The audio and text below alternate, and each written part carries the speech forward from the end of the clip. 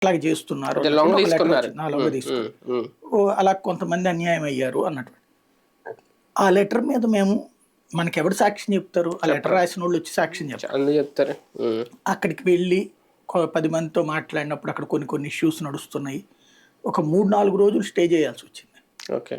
చేసాం. అప్పుడు ఈ ముగ్గురం కూర్చుని చేసాం. కరీము, అజీత అని చెప్పేసి ఇప్పుడు మహా టీవీ చేస్తుంది కదా, అందరం కలిసి వెళ్ళి చేసాం.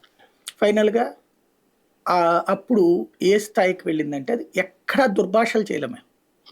వార్తగా ఇచ్చాం. ఇచ్చాక అసెంబ్లీలో దాన్ని రాజశేఖర్ రెడ్డి రైజ్ చేశాడు. చేస్తే అప్పుడు ఉన్నటువంటి మంత్రి అప్పుడున్న దేవేంద్ర దాని మీద స్పందిస్తూ దీని మీద మేము విచారణకు ఆదేశిస్తాం అన్నారు. విచారణకు ఆ తర్వాత నన్ను కూడా పిలిచారు. నేను వెళ్ళి అక్కడ మాట్లాడొచ్చాను. అసలు విషయం ఏంటి, మేము ఎట్లా సేకరించాం, ఇదంతా చెప్పాం. తర్వాత అక్కడ సీజ్ చేయించి సదర్ మీద చర్యలు తీసుకోవడం ఇదంతా చేశారు.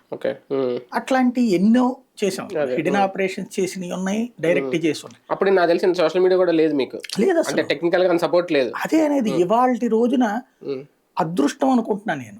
ఎందుకంటే మనం పట్టుకున్నటువంటిది డైరెక్ట్ గా డబ్బులు తీసుకుంటూ పట్టుకున్న వాళ్ళదా, లేకపోతే కనుక అమ్మాయిల్ని ట్రాప్ చేస్తున్న వాళ్ళని పట్టుకున్నయ్యా, ఇట్లాంటి రకరకాలు ఉన్నాయి. ఆయుధాలు అమ్మే వాళ్ళని పట్టుకున్నాము, డ్రగ్స్ అమ్మే వాళ్ళని పట్టుకున్నాం, స్టింగ్ ఆపరేషన్స్ ఎన్ని చేశాము.